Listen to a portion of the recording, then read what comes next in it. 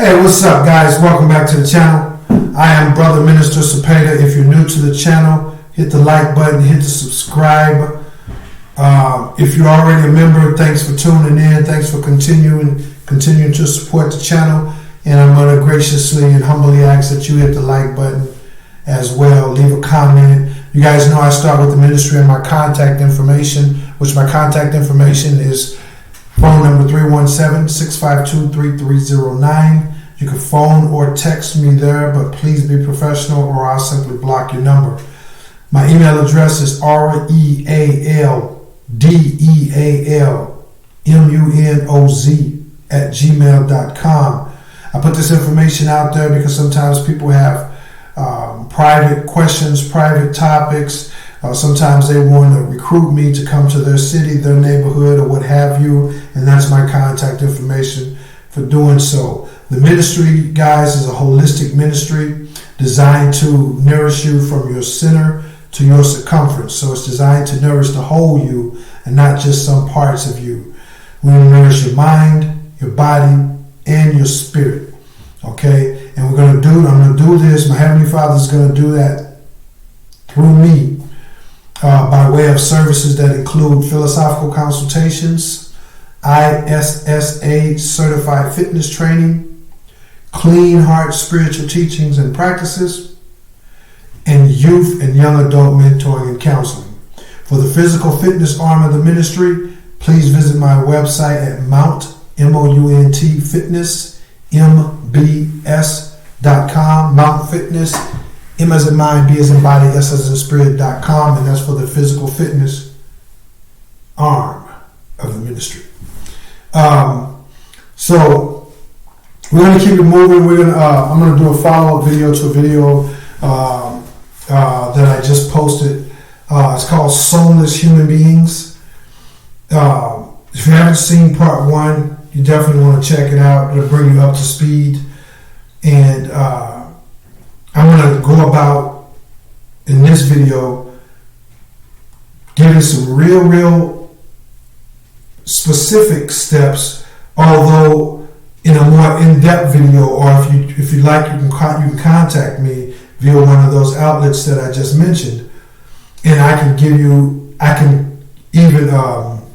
detail this information here because it's just too much information to go into on a video. And then also each and every person may have similar circumstances, but they require different strategies and tactics in order to be successful. But these soulless beings are real. Doesn't matter what you call them. You can call them demon possessed. You can call them haters. And I'm just not I'm not using that term loosely. Somebody don't like you, somebody make a comment about you, somebody you got into it with. No, I'm talking about the people that you know are just filled with hate. You can know it. Sometimes you're around them. You can sense it. You can tell. So I'm talking about the real haters. So whether you call them that, you call them people of the world, sins, you call them whatever you call some of the New Age people are calling them autonomous complexes. These people that are just determined to be negative no matter what. They're just negative. They get some kind of thrill out of it. They're determined to be negative, and they're determined to try and stop anything that's positive and constructive. So those are the people that I'm talking about. They are real, they exist, and whatever you call them, the term that I'm using right here is soulless. They don't have a soul, because even a human being with any kind of a soul would not do some of the things that these people do. We all know that. Even a human being, if someone did something to you, you would want your revenge. You might want to get them back. But after you've punished them and made them suffer, at some point, even the most rotten human being is going to say, "Oh man, that's enough. Just leave them alone. You got your revenge, or whatever, or you showed them a lesson. They know, but you taught them. Just leave it." Not these people. These people have no limits. They have no boundaries. As long as they can make someone suffer, as long as they could torment someone or irritate or aggravate someone, they're going to keep right at it. And so this is why the term soulless human being, because any being with a soul, at some point, even if they're out to exact vengeance or revenge, and even if that's their goal, once they get it, and once it gets what they say, sweet, revenge is sweet. Once they get that sweetness of it, and they have beat that person or stolen from that person or robbed that person or defamed that person, whatever, once they've done it so much and they can see that person hurting and suffering and just totally out of it, anybody with a soul will eventually say, okay, that's enough. Okay, I'm done. But not these people. So that's hence the term soulless beings. So watch part 1 if you haven't already watched it. Gives a bit more of a description for them, and this right here is going to provide some remedies, some strategies, some tactics that you can implement to stay safe, to keep yourself guarded and protected, to keep your loved ones guarded and protected, even though sometimes these loved ones unfortunately may be in the family unit. So there may be some people that you just have to deal with. Could be your spouse, could be your children, could be your granny, could be your co-worker, your boss, someone that you just absolutely have to deal with, and you need to know how to manage that situation and how to navigate that situation without getting pushed over the edge and not allowing yourself to be treated inhumanely as well. You keep your honor, you keep your dignity, and navigate the situation appropriately. Keep your job, keep your relationship if that's what you want to do. That's a tough one there, but that's a subject for a whole different conversation. So here's some basic strategies, some basic tactics that you can use.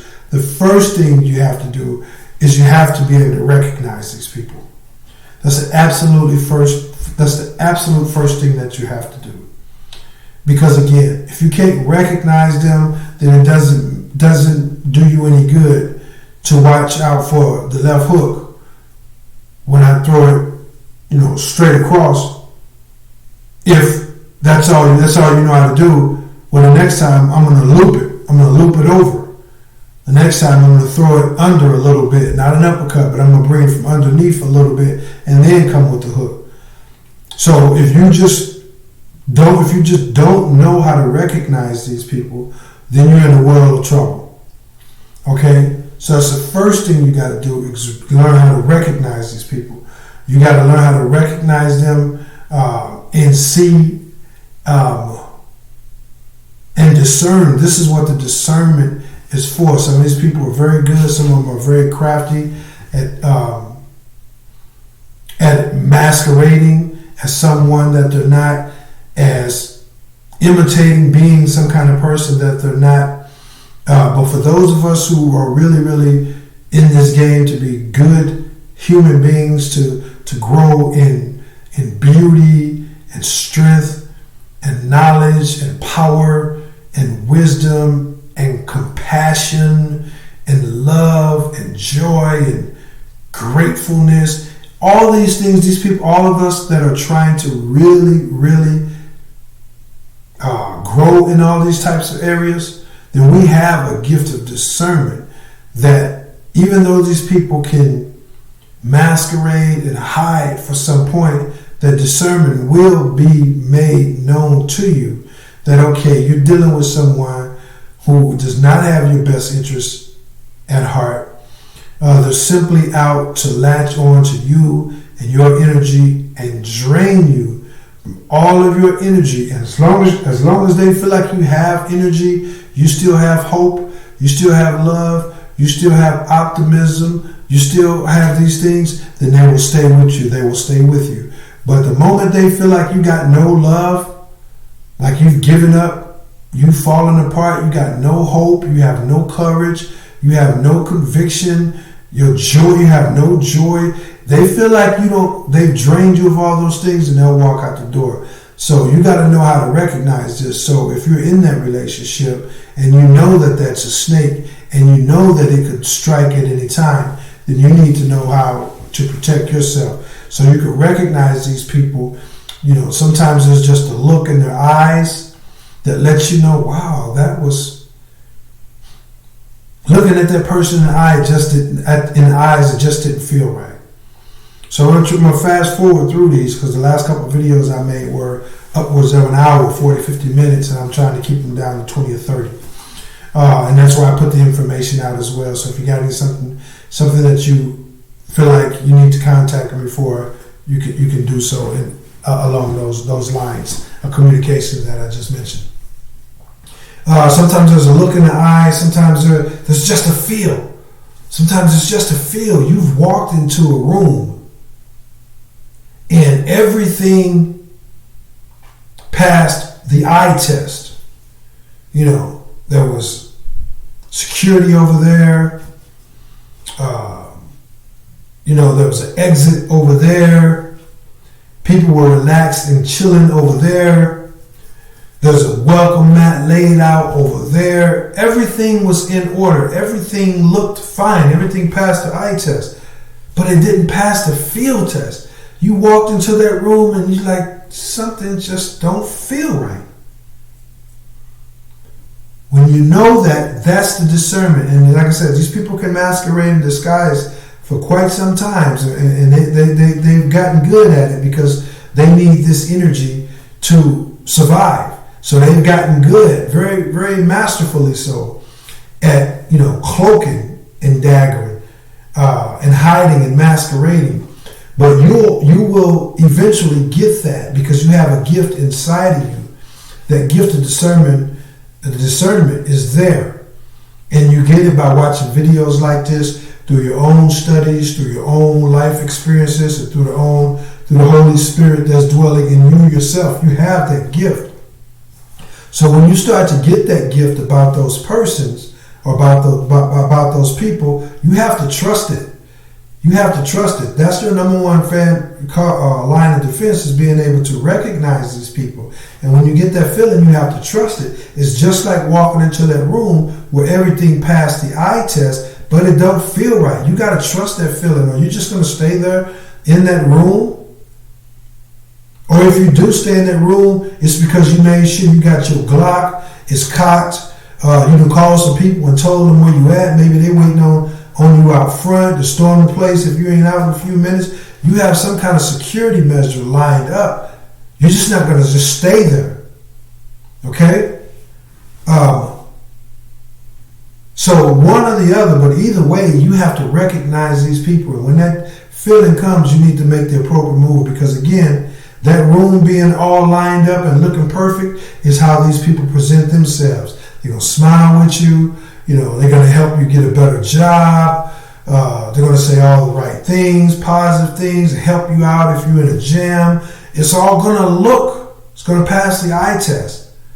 So if you get that feeling, you got to learn to recognize that feeling, recognize whatever it was, the feeling, the vibe you got from that person, the look you got when you looked into their eyes, a statement that they said, I love you, but it didn't feel right. You can say the same thing and it'll feel different. Hey, man, I love you. I love you. So when you get those type of discernment that just don't feel right, take heed to them. So that's the first thing you got to know, is how to recognize these people, and that's how you do it. Then you got to become familiar with their tactics. You got to become familiar with their tactics. Now, all of these people are different, just like all of us are different, but we all worship the same Heavenly Father. Doesn't matter what you call him, Christ, Buddha, divine intelligence, Allah, first cause, whatever. Whatever you call him, we're all worshiping the same supreme creator. And they too are working or worshiping the same demonic entity, whatever you want to call it. They're worshiping the same thing. Now, just like we're all worshiping the same supreme being, we're all different. We're different branches of the same tree. And they're different pokes on the same stickly bush. But they're all the same. So they have different little ways that they go about their schematics and their tactics and things of that nature. But again, with that gift of discernment that's in you, regardless of what it is, it'll be made known to you. You just have to start paying close attention to it. Once you start paying closer attention to it, you're going to realize that the tactics actually are easily recognizable and easily predictable. What has happened is we probably trusted these people at one time. These people were probably our best friends, our loved ones, probably supported and helped us out. And so we believe that these people did everything that that a friend would do. And what happened is we fell asleep. So when things was not feeling right and not adding up right, we trusted these people. We kind of felt no way because of the eye test. And so their strategies and their tactics have been easily recognizable the whole time. It's just we weren't looking for them. But now that we have decided that, okay, we know these people exist, we know that they don't mean us no harm, we've learned how to recognize them. It could be somebody just at the gas station, somebody you've been dealing with a long time in your relationship, whatever. We've learned how to recognize these people. We recognize that feeling that we get if they're around us. We recognize that vibe. We recognize that look in their eye. We recognize their facial expressions, their body gestures, voice tones and patterns. We've learned to recognize this. Our eyes have been opened, and then we become familiar with their tactics. And again, it's going to vary from person to person, but again, if you're watching, it'll be made known to you very easily. But some of their tactics, especially for someone that you've never met, they'll probably just want to start up a conversation that's based on something that's totally innocent, but yet totally that's designed to get you to engage them. Man, it's a beautiful day out there. Oh man, did you see that game last night? Whatever. They'll just randomly start up a conversation with you. And we are social beings, so there's nothing wrong with that. You can't walk around and be paranoid. You have to walk around and be confident in the Heavenly Father's gift of discernment that He's given you. And so you pick and choose if and when you're going to engage or respond into that conversation. But whether you engage in it or not, that's one of their tactics. And if it's someone in your household, that could be, they'll do everything from complimenting you for a week or two to prepare,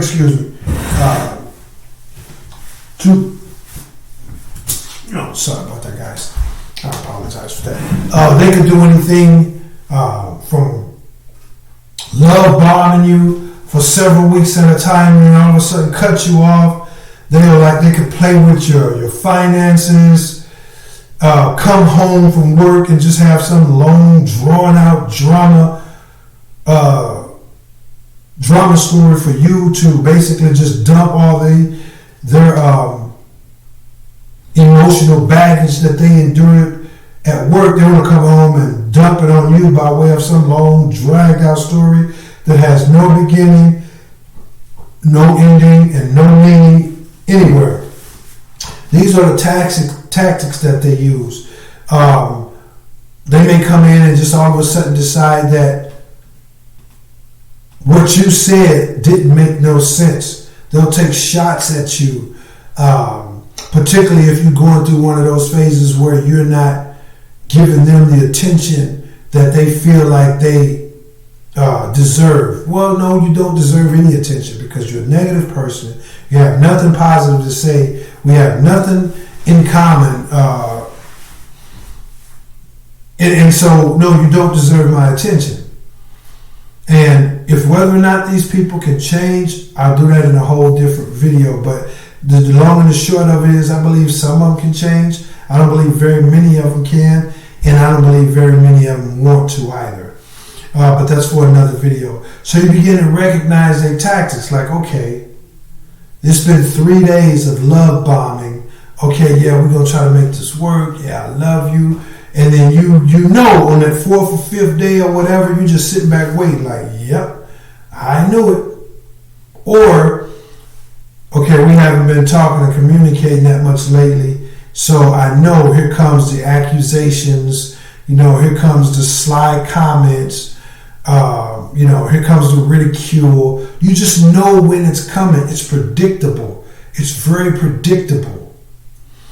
And they're going to try to change it up once they feel you own to them, but it's like them saying it's a horse and a pony show. That's all they got. So they can run the horse for a few minutes and bring the pony. They can bring the pony for a few minutes and then bring the horse. Let the horse run in circles and then bring the pony and let them run together. When they get finished, it's just a horse and a pony. So no matter how they try to switch it up, because once they know you own to them, these people are not to be trusted. These people are dangerous. They're dangerous to themselves. They're dangerous to others. And if you have been feeding these kinds of people energy over a while, they have gotten addicted to it. They 100% need it, and they will go, as I said in the videos, bananas. In the previous video, they will go bananas, coconuts, and ape shit to get to that energy. And then you'll notice, okay, if you fill them up with energy, talk to them, you have a regular conversation, eating popcorn and just doing the things that regular people do, or if it's just your boss, you're going in and you're giving him the work and you're being polite and he's being polite, you're being polite, he's being polite, and lunch break and everything is smooth. And then okay, after so many days of that, then all of a sudden you're going to know, okay, it's about that time for Jim to go coconuts again for no reason. Now I know when Jim go coconuts, it's right around this time, and I know he's normally going to stay coconuts for right around this time. In other words, once he gets that energy, these people are so sick, they need that energy. But when they get that energy, they become hostile towards the people that they got the energy from until they feel that energy that you gave them is running out. And hence the cycle repeats again. They want to be friendly again. They want to talk and work it out. And he's going to give you a raise and all of this kinds of stuff. So you got to become familiar with the tactics and how they are running those tactics in your particular situation, the frequency of it, the duration of it, the causality of it, so far as, I know after X amount of time, if I change this TV, or if I have this TV up too loud, after about X amount of time, I know this is when this person is going to flip out.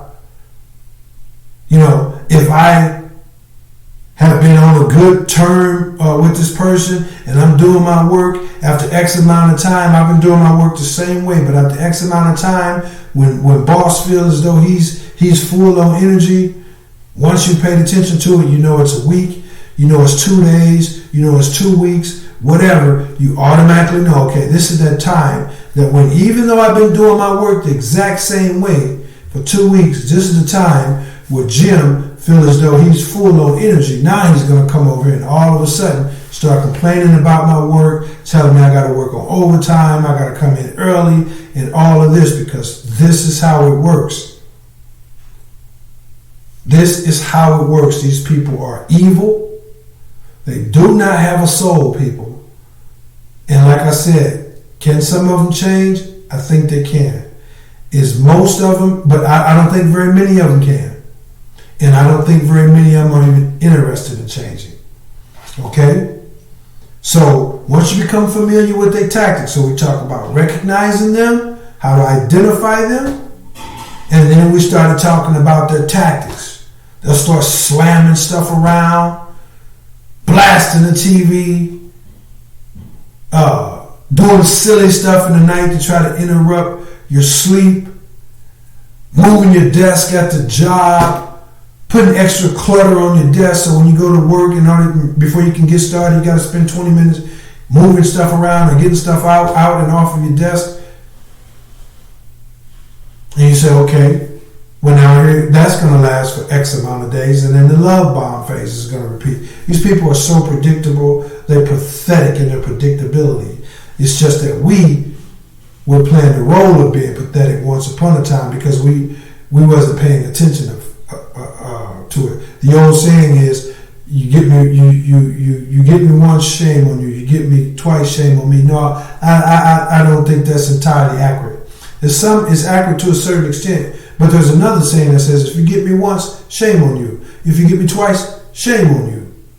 Because you got me once, and I believed in you enough to give you a second chance, and you turned around and got me again. Double shame on you. So, once we get familiar with these guys' ways, we recognize them, we know how to identify them. Okay, this is a soulless person. They just want some energy. They don't care about me. If I give them some energy, they're going to turn around and use that same positive energy I gave to them to treat me negatively. So, I know how to identify them. I know their tactics too. One of the things to help keep you safe, you and your loved ones safe, keep you guys navigating these kinds of situations, because again, sometimes you may be involved with people. You may have to just deal with people that are like that. It's unfortunate, but it is what it is. Some people are just like that. But you cannot fear. You cannot be afraid. You cannot be afraid of the negativity. You can't be intimidated by it. You can't be afraid or intimidated by the potential outcome. You have to stand up for yourself. You can't allow yourself to be bullied around and treated in a way that you know you should not be treated. Stand up for yourself could mean whatever that means to you and whatever that means to your situation. But you can't be worried about losing the job. Obviously you don't want to lose your job. But are you going to keep the job and lose your dignity? You're going to surrender your dignity. You're going to surrender your self-respect out of fear of losing the job, out of fear of getting in a fist fight, out of fear of someone going to do something, try to do something, real dangerous to you. The only difference between people of courage and scared men and people and scared people is that the only difference between courageous people and cowards is that the coward won't face his fear. The courage person has the same fear, but the courageous person has the same fear, but they're just willing to face it and say, hey, if it's God's plan for me for them to transition to the next realm of life, then that's what it is. Obviously, we want to live long, we want to live smart, healthy, safe, and all those things. But you can't allow yourself to just be dragged through the mud because of fear. So whatever angle they may have on you, whatever they may have hanging over your head, they'll cut you off from the finances, they'll fire you, they'll tell everybody on the job, you this and you that. That's no excuse for you to allow yourself to be demeaned and for you to surrender your self-respect. So you can't fear them. You have to stand up for yourself, and these guys are counting on you to respond in fear because they love that fear. That's like a psychotropic to them. They get off on that. Your fear that, oh well, she ain't gonna say nothing because I'll spread the rumor on her about when she did this. He ain't gonna do nothing because I'll fire him from his job. They're counting on that, and if you succumb to that, then that'll give them leverage to continually and constantly bombard you even more so. I'm going to speed this up, guys, because we're approaching the 30-minute mark. But what it's going to take is going to take mental focus. You're going to have to be focused on the things I just laid out. You're going to have to be focused on you and the power that is within you. Greater is he that is in me than he that is in the world.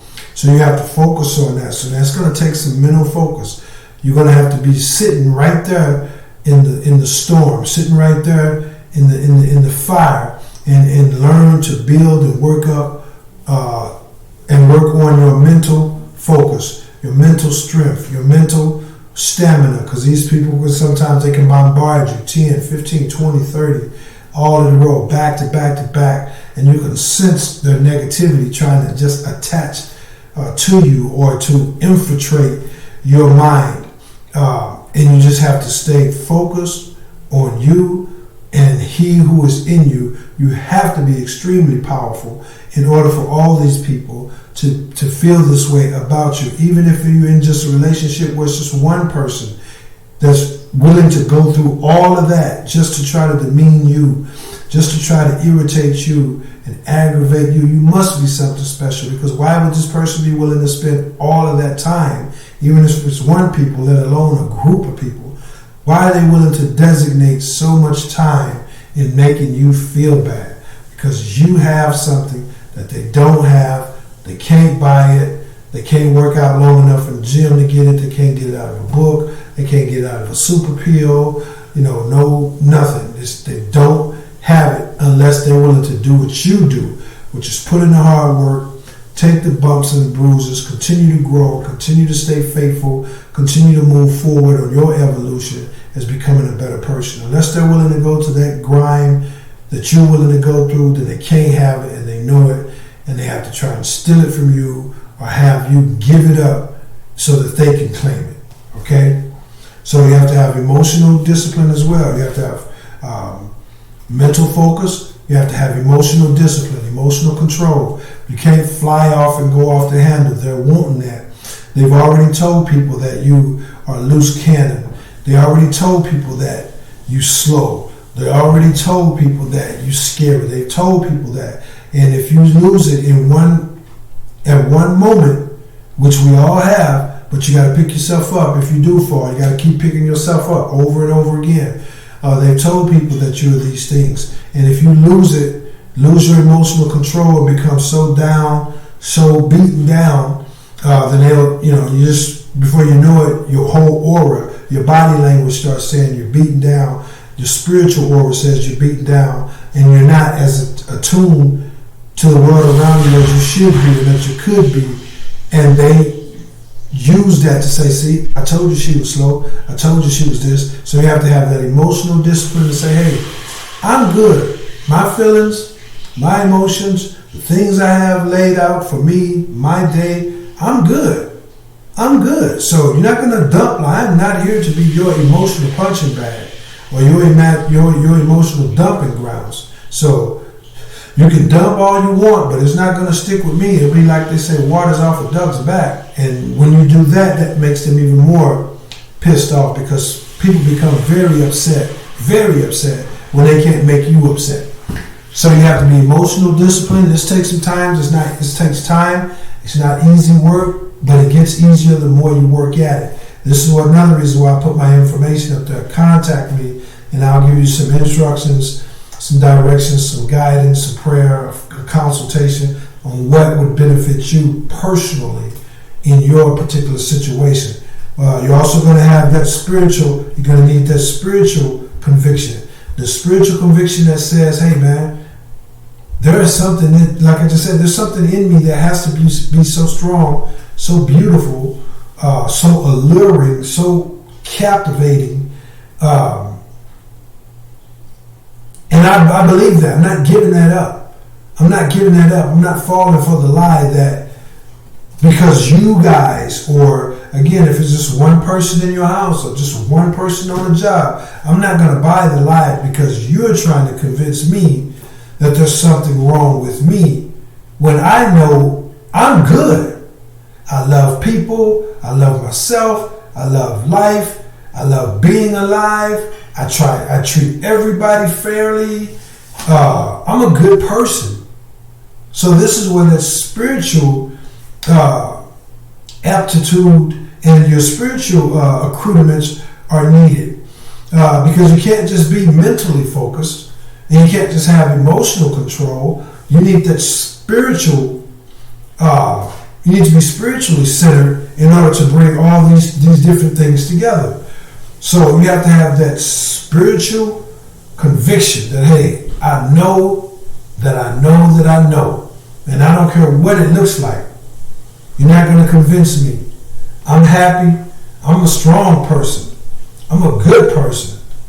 And don't fall for the lie that they're trying to tell you. Okay? Another thing is, I'm not to speak this on up, guys. Another thing is, if you can have a support team, this is what I'm here for. If you got anybody else you know that's going to situations or circumstances that's like yours, utilize them. Don't be afraid to reach out. Talk to someone. You'll find that person would love to talk to you. They got things that they're going through that are real things, not some two people just trying to sit around and have a pity party, but they're looking to talk to each other, minister to each other, and make each other stronger. Okay? Not to sit around and just have a pity party. These people know how to read our emotions. So don't be around them in an emotionally defeated state. They can read emotions. This is what they live off of. There's such things that come off the human emotion called loosh. And it's like an energy. It's a literal energy. It's not like an energy. It's a literal energy. Your thoughts and your emotions are an energy. It's just like way back in the cave days or the castle days, in the Western days. All these different powers that we have now were in existence, but they didn't have the know-how or the understanding that these things these things existed. Say, for example, in the Western days, they didn't know anything about hydropower. They didn't know anything about electric power, electrical currents. They didn't know anything about solar energy. But those things were available. Those were real energies. But they weren't able to tap into it. They weren't able to be aware of it because of where they were at in the stage of development at that particular time. Now we got hydropower. You got solar energy. All these different things. Electrical energy. All these different things. And these powers have been here. And it's the same thing with the power of the human mind. Real science have long since known this, but they haven't put it to the masses for obvious reasons. But your thoughts, your emotions, that's an incredibly powerful energy. And these things, these soulless people, some of them don't even really know it. They just know that what you have, they need. And when they're around you, if you give them any eye contact, if you talk to them, or if you're just in their presence, they know it makes them feel better. And they may not understand the mechanics of it, but they do know that. Well, I'm telling you the mechanics of it. Your emotions is a powerful thing. It releases the energy most commonly referred to as loosh, and these things feed off of it. So don't be in an emotionally defeated state. Don't walk around in a state of fear. We all may have fear, but don't succumb to that fear. Face the fear. Be willing to go through whatever it is you have to go through. Heavenly Father, Christ said, Heavenly Father, let thy will be done. Not my will, but the will of the one true living God. So, these people, they know, in closing, they also know that most of us who have the light, I would venture to say that at least a great deal of us who have the light, we are not really totally trusting in that light, because all of this stuff is so weird. It's so weird. It's strange. It's odd. And it's like we didn't grow up preparing. None of our teachings prepared us for this. And so now we're in this state to where it's like, man, can people really be this weird? Or is there something really wrong with me? Or has society gone this crazy? Am I the only one seeing this? Or, they know that we're not really, some of us are not really trusting that as we should. And they have bought into it hook, line, and sinker. Like they know they're dead. They know they don't have a soul. They know they want what you have, even though they could never get it. So they know it. And some of us are still on the precipice of really getting to the point to where we really totally believe it and accepting the faith and the calling that's on our lives, and just saying, hey, look, like they said in the Matrix, hey, you just got to let it all go. Fear, doubt, disbelief. You got to let it all go and say, hey, this is what's in my heart. This is what I'm really feeling. I know I'm a good person. I know I strive to be the best person I can be. not in some holier than thou type of way, but just a good human being. And so I'm going to trust that. I'm going to trust these feelings, these whatever. If you're having prayer, if you're having visions, if you got intuitions, whatever, you're just going to trust them because it's coming from a good, clean place. And you know the difference between thinking something that's not true, and you know the difference between feeling something that is true. So I'm going to end this video, guys. Contact me if you have any questions. It went a little bit longer than I wanted to. Some of these topics are just going to be a little bit longer. For those, but I'm going to get better at making a part 1 and a part 2. Part 1 to this is about at least this long, maybe 10 or 15 minutes longer. Part 2, I did get the timing down some, but some of it's just a little bit longer. I hope you enjoyed the video. I hope it was nourishing to you. Hit the like button, hit subscribe, pass the word about the ministry. Contact me if you have any questions or comments. Thank you again. Stay smart, stay safe, stay strong, stay healthy, stay happy, stay humble, and stay courageous. You are all of those things already. And I am Brother Minister Cepeda. I'll holler.